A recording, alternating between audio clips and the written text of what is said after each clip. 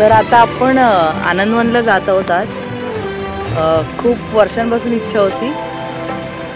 आमटेंचं पुस्तक पण वाचलेलं आहे, प्रकाश आमटेंचं, आणि नेगल हे पुस्तक वाचलेलं आहे आणि अजून एक वाचलेलं आहे। तेव्हापासून इच्छा होती, तर आय होप आज पूर्ण झाली म्हणायला हरकत नाही, कारण गेट पाशी आहोत। Let's see.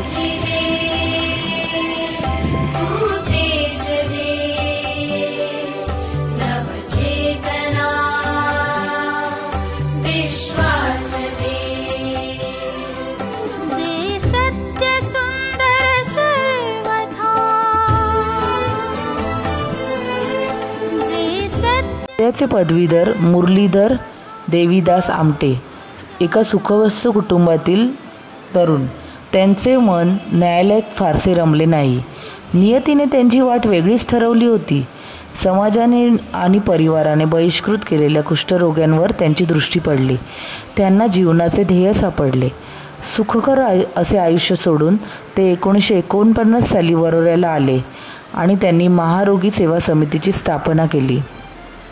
1951 मध्ये काही कुष्ठरोग्यांना घेऊन आनंदवनाची त्यांनी मुहूर्तमेढ रोवली।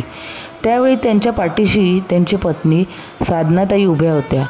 साधनाताई सुखवस्तू कुटुंबातील, परंतु त्यांनी समाजाची चिंता वाहणारा, त्यांचे आसवे टिपणारा फकीर जोडीदार म्हणून निवडला। प्रारंभीच्या दिवसात आनंदवन म्हणजे साप विंचू यांचे माहेरघर होते। सर्वत्र दलदल, सर्वत्र काळोख, अनेक कठीण प्रसंग आले, मात्र बाबा आणि ताई हे ध्येयापासून दूर गेले नाहीत। आनंदवन म्हणजे कुष्ठकार्य एवढीच ओळख जनमानसात आहे। प्रत्यक्षात अंध, अपंग, कर्णबधीर, बेरोजगार, शेतकरी, आदिवासी अशा उपेक्षित घटकांना न्याय आणि अर्थपूर्ण असे संधी देणारे मॉडेल हे आनंदवन आहे। बरोबर दीपक शिव आहेत, त्यांनी आपल्याला काष्ठशिल्प विभागाला आणले। तर कोणी बनवली ती? गोविंदराव खोडपे आणि त्यांच्या सौभाग्यवतीने हा विभाग चालवत आहेत। अनेक वर्ष ते वयाच्या 9 वर्षापासून इकडे आहे आणि चंद्रमणी नावाच्या एका कुष्ठरुग्ण माणसाच्या हाताखाली शिकले। ते स्वतः दोघं गोविंदराव आणि त्यांच्या पत्नी कुष्ठरोग मुक्त आहेत आणि ते हा विभाग सांभाळत आहेत। आणि ते आता म्हणजे त्यांना आधी कुष्ठरोग झाला होता, नंतर बरा झाला पूर्णपणे, आणि ते ही कला त्यांनी आत्मसात केली। आनंदवनामध्ये सगळे प्रकल्प एकलव्य शिक्षण पद्धतीने चालवले जातात। अनुभवातून इथली माणसं शिकतात। फक्त ज्या विशेष शाळा आहे, कर्णबधीर मुलांची शाळा, अंधांची शाळा, अपंगांचं संधिनिकेतन, अपंगांची कर्मशाळा, हे जे विभाग आहेत तिथे स्पेशल टीचर उपलब्ध आहेत, की तिथे त्या विभागात प्रवीण असलेली माणसं उपलब्ध आहेत। पण जी इतर विभाग आहेत, काष्ठशिल्प आहे, हँडलूम आहे, पॉवरलूम आहे, गांडूळ खत आहे, शेती विभाग आहे, या सगळ्या विभागांमध्ये खेड्यातून आलेली, शक्यतोवर खेड्यातून आलेली माणसं आणि भारतभरातून आलेली माणसं आहेत। आनंदवनाची आज लोकसंख्या 2000 आहे। त्याच्यामध्ये 1500 हे कुष्ठरुग्ण माणसं आहेत, दूर झालेली माणसं आहेत। आत्तापर्यंत कमीत कमी 16 लाख माणसांना आनंदवनामध्ये उपचार दिला गेला, ती दुरुस्त झालेली आहे। त्यापैकी काही लोकांचा पण पुनर्वसन केलेलं आहे। अन्न, वस्त्र, निवारा, औषध, उपचार, त्या व्यतिरिक्त काम आणि कामाचं मानधन त्यांना दिलं जातं। धन्यवाद। तर आपण आता काष्ठशिल्प बघूया। काष्ठशिल्प म्हणजे लाकडापासून बरोबर आहे, तयार केलेल्या वस्तू।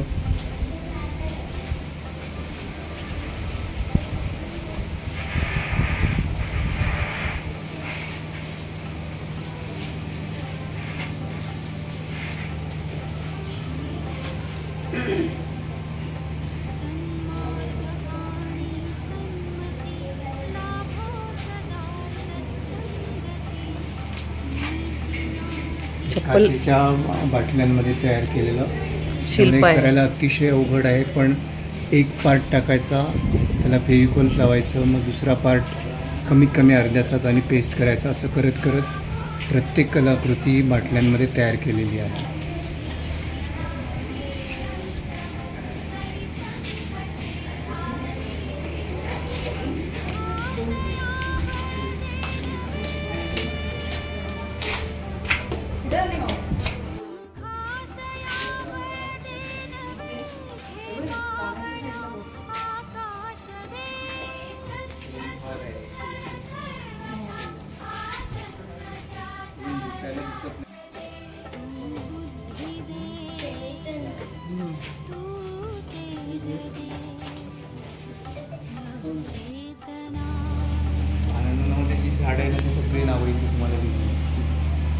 अच्छा, या इथे आपल्याला अजून एक वैशिष्ट्य बघायला मिळतं की आनंदवनात त्यांनी सांगितल्याप्रमाणे जेवढी झाडं आहेत त्यांची सगळ्यांची नावं त्यांनी, आणि त्या त्या झाडाचं लाकूड आहे ना.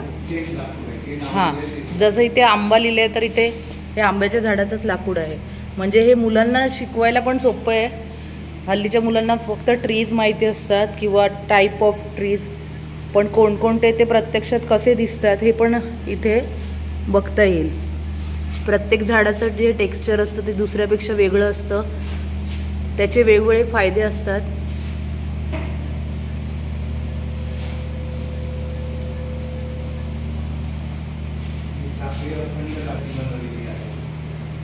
अखंड लाकडापासून बनवलेली साखळी आपण आता बघणार आहोत. देवीचं सुंदर शिल्प आपल्याला दिसतंय.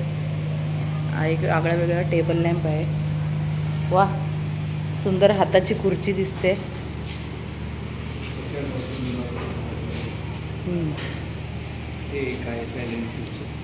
अरे वा, हे एक बॅलेन्सिंगचं खेळणं आपल्याला दिसतंय, लाकडी, सुंदर.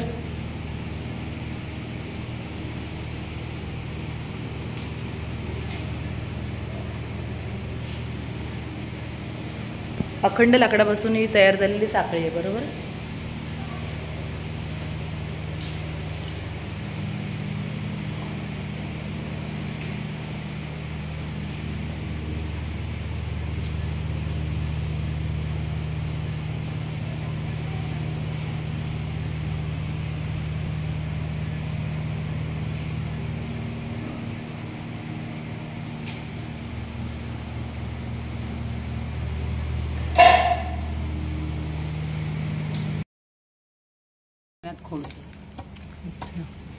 काष्टशिल्प कसं बनवतं त्याचं प्रत्यक्षात बघू शकता. कोरीव काम आहे ना. हो, कोरीव काम. आणि तुमच्या हातात जे हत्यार आहे त्याला काय म्हणतात?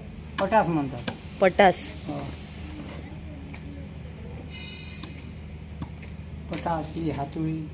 हां, हे प्रत्येक वेगळे वेगळे असतात. कमी जास्त असतात. लहान मोठं लहान मोठं. अच्छा, म्हणजे लहान शिल्प असेल मग त्याला छोटे आणि जास्त टोकदार असे असतील. समाजातील कुष्ठरोगी, अंध, अपंग, कर्णबधीर, आदिवासी अशा विविध वंचित आणि दुर्लक्षित घटकांना माणूसपणाचं सामान्य आयुष्य जगता यावं यासाठी बाबा आमटे यांनी आपलं उभं आयुष्य झिजवलं. या घटकांना त्यांनी स्वतःच्या पायावर उभं राहण्याचं बळ दिलं, दृष्टी दिली आणि संधीही दिली. या अचाट आणि अभूतपूर्व प्रयोगाचं जिवंत आणि चैतन्यमय प्रतीक म्हणजे आनंदवन.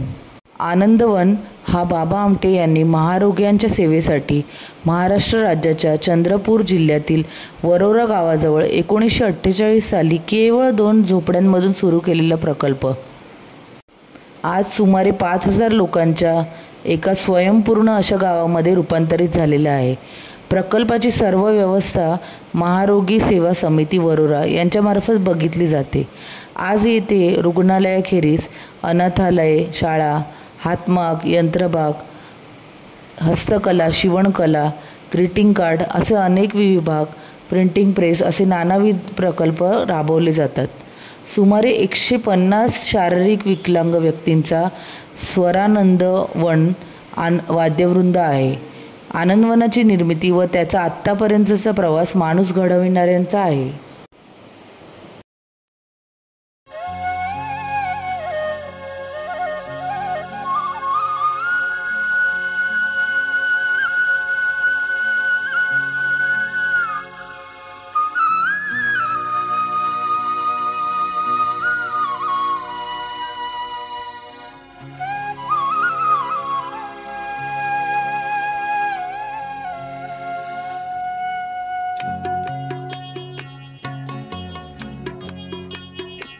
इतनी शक्ति हमें देना दाता, मन का विश्वास कमजोर होना.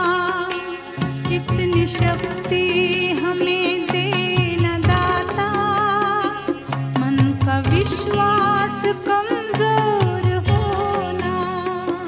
हम चले नेक रास्ते पे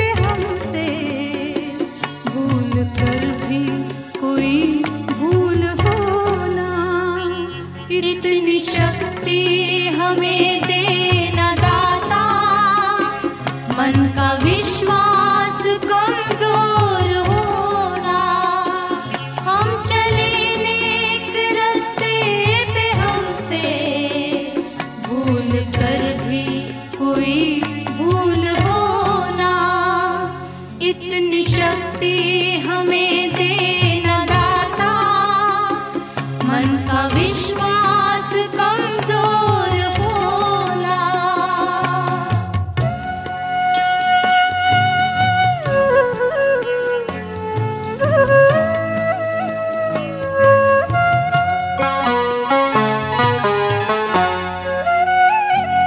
दूर अज्ञान के हों अंधेरे, तू हमें ज्ञान की रोशनी दे, हर बुराई से बचते रहे हम, जितनी भी दे भली जिंदगी दे, बैर होना किसी का किसी से, भावना मन में बदले की होना। ज्ञानेश्वर आता डस्टर बनवते. किती वर्षांपासून इथे आहे? 6 महिन्यांपासून इथे आहे. आणि हा कुठला दोरा आहे? दोरा कुठला आहे?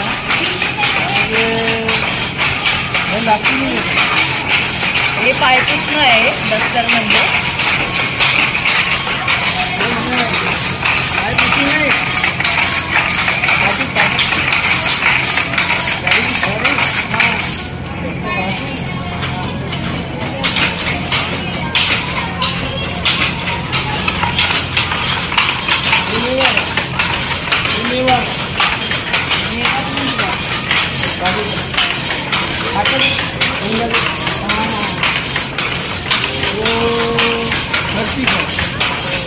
तो काय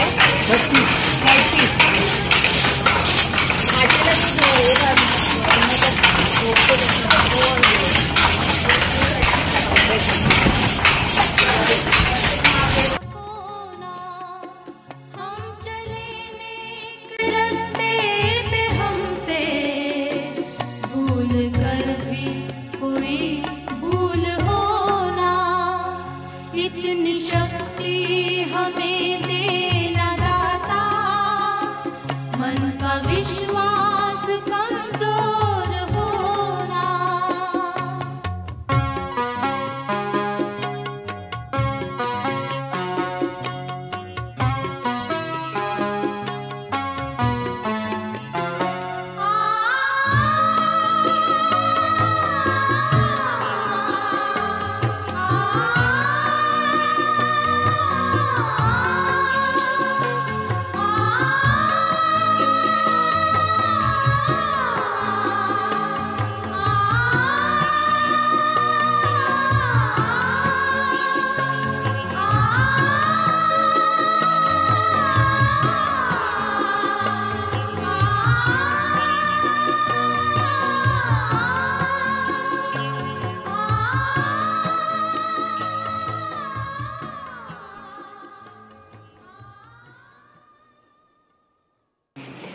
कणीस, भाती पिठं आणि मका ह्याच्यापासनं सगळं बनवलेलं आहे. तिकडे तुमच्या बाजूला मागे पोस्टर्स आहे आणि त्याच्या पलीकडे गुटख्याची पाकिटं होती टिकून दिल्या जायची. त्याचं ते असं मिळत नाही, पण तुम्ही ते प्लॅस्टिक पुनर्वापर म्हणून आम्ही केलं होतं.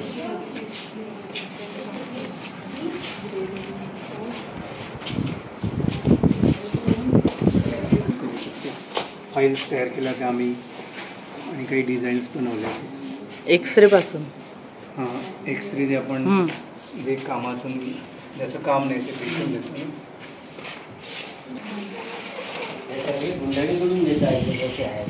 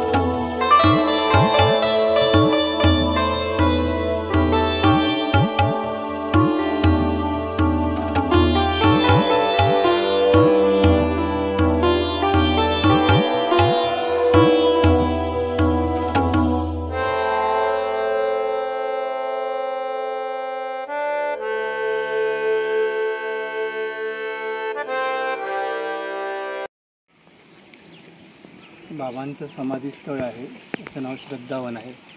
आणि बाबांनी सांगितलं की दफन करायचं. का दफन करायचं तर एका माणसाला आपण जाळतो, कमीत कमी 1000 माणसाचा स्वयंपाक त्या लाकडावरती होऊ शकतो. प्रदूषण होतं, भविष्यात लाकूड मिळणार नाही. दफन केल्यानंतर त्याच्यावरती झाड लावायचं. झाड लावल्यानंतर त्या माणसाची आठवण राहील, त्या झाडाला खत मिळेल. आणि कुष्ठरुग्ण त्यांना म्हणाला की माझं संपूर्ण आयुष्य गेलं, पण माझ्या घरातला माणूस मला कधी भेटायला आलेला नाही आणि तुम्हाला फुलंसुद्धा वाहणार नाही. तर बाबा म्हणाले काही काळजी करू नको, रोज तुझ्या अंगावर फुलं पडतील अशी मी व्यवस्था करतो. मग बाबांचे सगळे मित्र, सहकारी, कुष्ठरुग्ण ज्यांचा मृत्यू झाला अशा सगळ्या लोकांना इथे दफन केलेलं आहे. आणि ज्यांची इच्छा असेल त्यांना आपण अग्नी देतो. ते त्याचं म्हणजे कोणाचं मन आपण दुखू नये. त्याच्याबद्दल 2 स्मरणशिला आहेत. एक अनाममुख कळ्यांची स्मरणशिला आहे. आपल्या देशामध्ये मुलगा हवा या हव्यासापोटी गर्भचाचणी करून असंख्य मुली मारल्या गेल्या, त्या सगळ्या मुलींची आठवण आहे. आनंदवनाला जेव्हा जमीन मिळाली शासनाकडनं 99 वर्षासाठी लीजवरती, त्या शेतीसाठी असे आपल्याला तोडावी लागली. त्या असंख्य झाडांची आठवण म्हणून अनाममुख कळ्यांची स्मरणशिला आहे. त्याच्यावरती पुष्पचक्र वाहिलं जातं. छोट्या बालतरूची आपण पालखी काढतो. ते झाड पाहुण्यांच्या हाताने कुठलाही समारंभ असेल तेव्हा ती पालखी काढून ते रोपटं पाहुण्यांच्या हाताने लावल्या जातं. गदिमांनी गीतं लिहिलेली आहे, वसंत बापटांनी गीतं लिहिलेली आहे. ती सगळी गीतं त्यावेळी गायल्या जातात. पुलंनी त्या गीतांना चाली दिल्या आहे, वसंतराव देशपांडेंनी त्या गीतांना चाली दिल्या आहे. तर ते पंचतत्वांना आवाहन केलं जातं. जसं छोट्या बाळाचं आपण बारसं करतो तसं रोपट्याचं बारसं आमच्याकडे केलं जातं. फार मोठा समारंभ असतो आणि अतिशय देखणा सुंदर तो समारंभ असतो.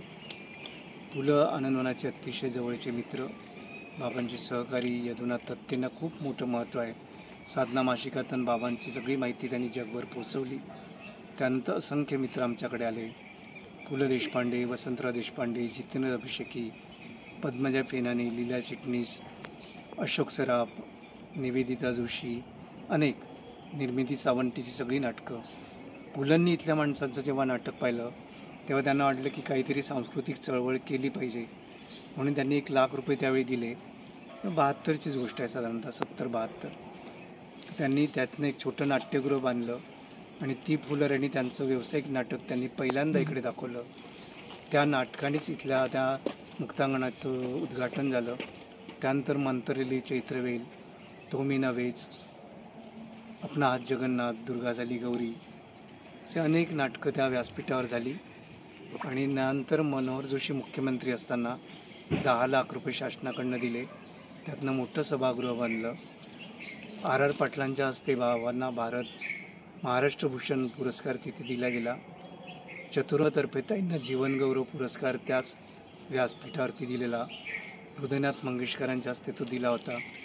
त्यांनी स्वतंत्रपणे कार्यक्रम केलेला होता. आता अनेक दिग्गज लोक इकडे, इंदिराजी आल्या 84ला.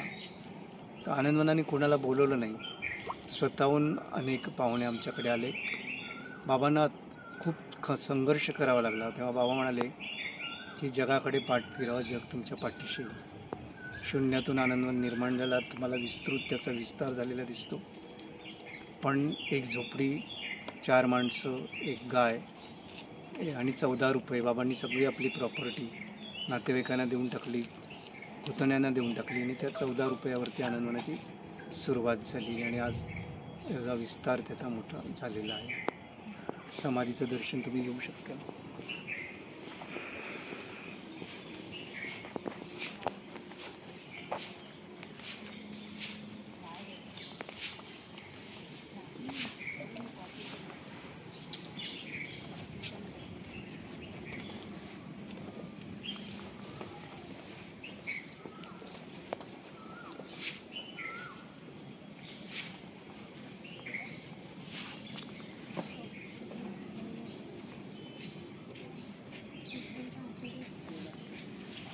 ग्रुप फोटो तुम्ही काढू शकता सगळ्यांचा मिळून.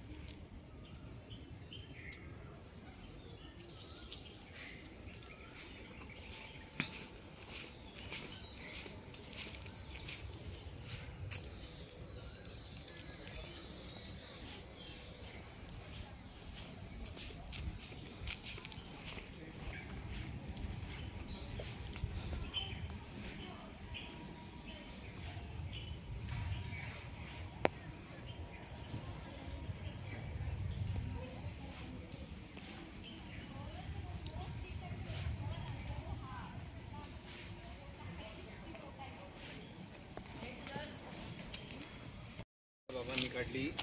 तरुण युवा मुलींनी भारत हा जवळून पाहिला पाहिजे. प्रत्येक प्रांताचे प्रश्न त्यांनी समजून घेतले पाहिजे या उद्देशाने, आणि युवक आपल्या देशाप्रती अति संवेदनशील झाला पाहिजे. त्यासाठी भारत जोडो आंदोलन, भारत जोडो यात्रा बाबांनी 1984-85ला काढली.